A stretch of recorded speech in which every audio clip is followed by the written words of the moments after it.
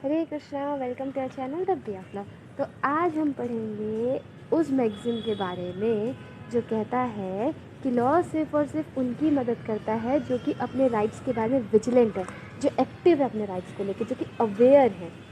उनकी मदद नहीं करता जो कि इग्नोरेंस में है, जो कि अपने राइट्स के ऊपर सो रहे हैं, राइट। तो विजिलेंटी बस, नॉन डॉर्मेंटी बस, चूरा सर्विवेंट। मैं अगर प्रोनाउंसिएशन गलत करूँ तो सॉरी फॉर दैट, ठीक है। तो यहाँ पे लॉस उनकी मदद करता है जो कि अपने राइट्स के बारे में केयरफुल है, अवेयर है।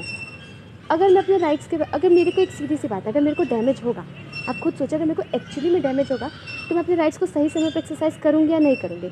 बिल्कुल करूँगी। लेकिन अगर मुझे ऐसा किसी तरीके की इंजरी नहीं हो रही, ठीक है, तो भले से मेरे साथ लॉफुली गलत चीज़ हो रही है लेकिन मेरे को ऐसा कुछ इंजरी नहीं हो रही, तो मैं नॉर्मली केस नहीं फाइल करूँगी, राइट।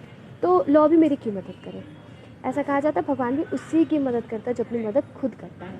लाइक अगर आपको सनलाइट चाहिए तो भगवान ने सनलाइट दे दिया है, अब उसके लिए आपको घर से तो बाहर आना ही पड़ेगा ना, ये तो आपका काम है ना। ये जो पूरा लिमिटेशन एक्ट है हमारा, इसी मैगज़ीन के ऊपर बेस्ड है कि लॉ भी उसी की मदद करता है जो सही समय पर सूट फाइल करता है, जो अपने राइट्स के बारे में अवेयर है। तो सूट फाइल करने के लिए इसमें क्या है, पीरियड सेट कर रखा है। अगर आप लिमिटेशन एक्ट पढ़ेंगे तो, है ना, हर चीज़ के लिए, जैसे अपील फाइल करने के लिए, जैसे हाई कोर्ट में अपील फाइल करें तो उसके लिए 90 डेज़ का पीरियड सेट कर रखा है। ऐसे अलग अलग पीरियड सेट कर रखा है। क्यों सेट कर रखा है? क्योंकि देखो इसके पीछे बहुत सारे रीज़न है। पहला रीज़न तो ये है कि जिस इंसान के अगेंस्ट सूट फाइल होना, बेचारा डर में रहेगा, पूरे टाइम हमेशा ही डर में रहेगा कि कब सूट फाइल हो सकता है, कब सूट फाइल हो सकता है। लेकिन अगर एक बार सूट टाइम पीरियड डिसाइड कर दिया जाएगा तो उसकी टेंशन खत्म हो जाएगी, राइट। कि हाँ, जो होगा इसी पीरियड के बीच में होगा, सूट फाइल होना होगा तो इतने दिन में ही हो, इतने साल में ही होगा। तो उस इंसान की भी जो पर्टिकुलर टाइम पीरियड चला जाएगा तो वो भी टेंशन फ्री हो जाएगा। वरना ये तो हमेशा ही टेंशन में रहेगा कि अरे मेरे अगेंस्ट कब केस फाइल हो जाए।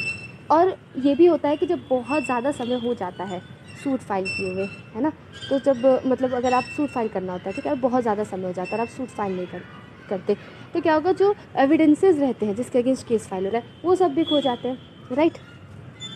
और कहीं ना कहीं देखो, अगर आप एक पर्टिकुलर जो टाइम पीरियड सेट है, अगर आप उसके अंदर सूट नहीं फाइल कर रहे हैं तो इससे ये बात साफ पता चलती है कि आप जो है अपने राइट्स के, मतलब आपको एक्चुअली में किस तरीके का डैमेज नहीं हुआ है, ठीक है। आपका मन किया तो आपने जो है सूट फाइल कर दिया अचानक से, आप रिवेंज के पर्पज़ से कर रहे हैं।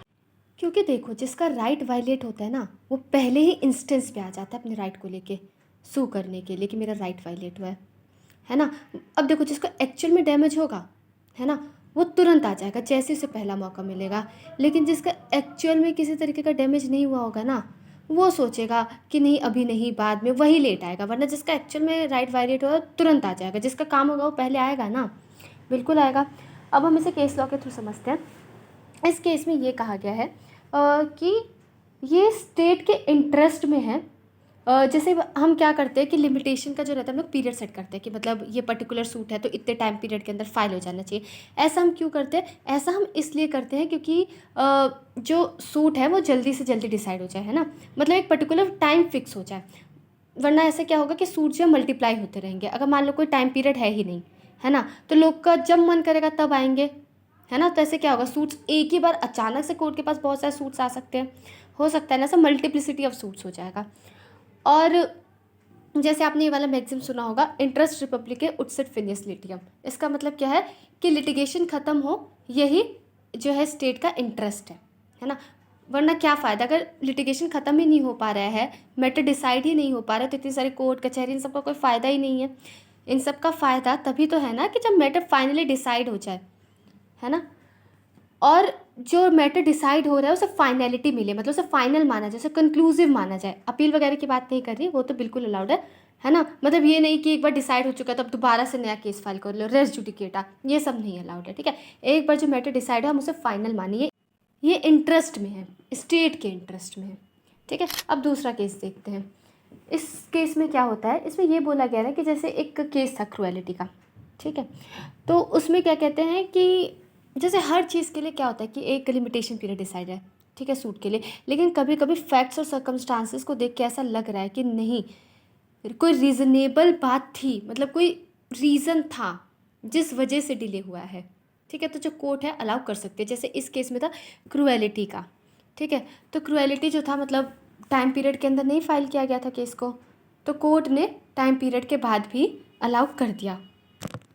क्योंकि कोर्ट को ऐसा लगा कि हाँ, कोई सफिशिएंट रीज़न था जिस रीज़न की वजह से केस नहीं फाइल हो पाया। तो ये फैक्ट एंड सर्कमस्टांसेस के ऊपर डिपेंड करेगा।